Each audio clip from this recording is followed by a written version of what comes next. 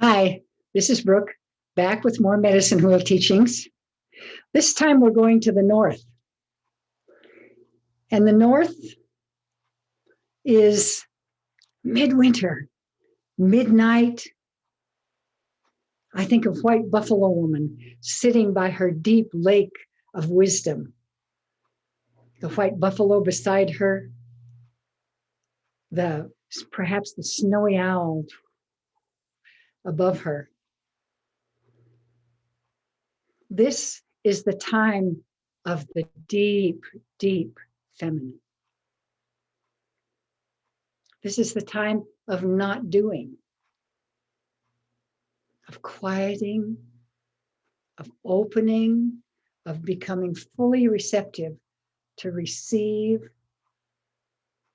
to listen, to deepen, to find meaning, to take the information that was gathered in the West into contemplation, to make it meaningful, to make it whole, to bring in wisdom. And wisdom for me is something that connects with and honors the whole and takes care of everyone.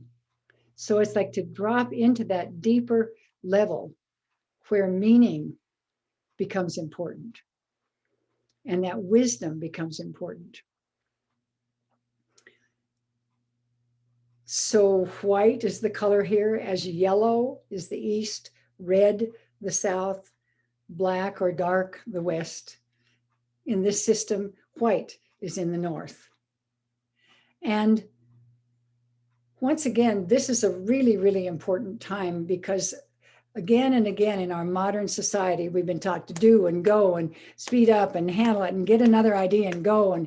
And we're seeing in the world today that we have forgotten to be wise, that we have been productive and active and busy and making things and fixing things and doing things and all of that.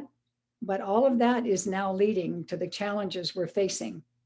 So we need now, especially, to drop into that deeper place of contemplation, to find the wisdom of the wholeness of the circle, that everything is connected, that everything we do to any other thing in the whole circle of life we do to ourselves.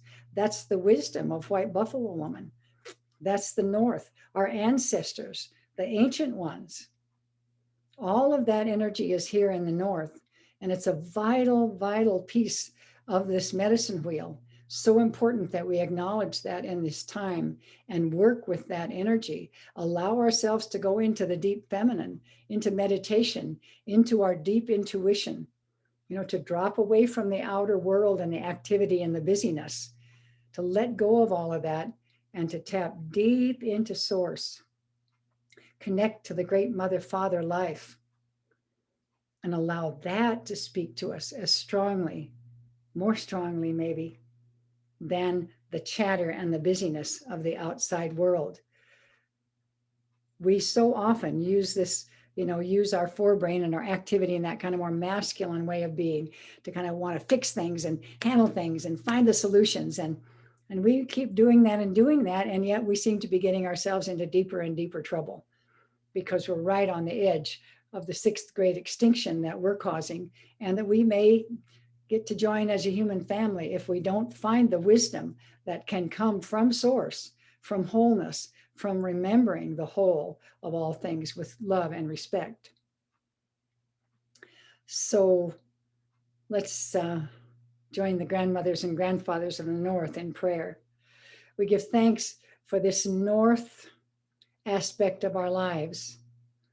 Help us to find the ability to let go, to release, to surrender, to quiet ourselves, to go into the deep feminine, to honor that midnight, deep, dark, quiet, that also is the white, sparkling snow, perhaps in our part of the world. And so to deepen into contemplation, to walk that good red road that goes from the north, wisdom, to the south, activity. And it has as its helpers the west, which is letting go and clearing things away, and the east, which is perception, light, seeing.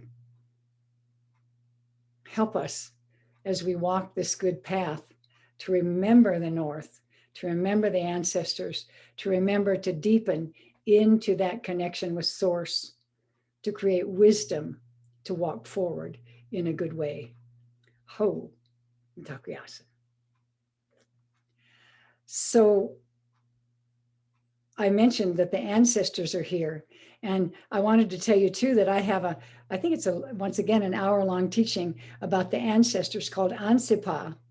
And that we'll probably mention that below so that you can check that out. But I think it's very useful because we're being told that it's very vital to work with our ancestors right now because, our ancestors, they might have had their challenges, but they also had the powerful balance they walked on the earth in some ways. And we need to learn from those ancestors and going way back in time to touch into what are the good ways of living on earth? What are the ways that actually work to live on this earth and to be a whole family?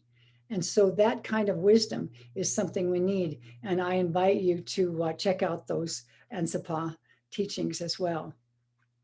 So we're continuing in the journey.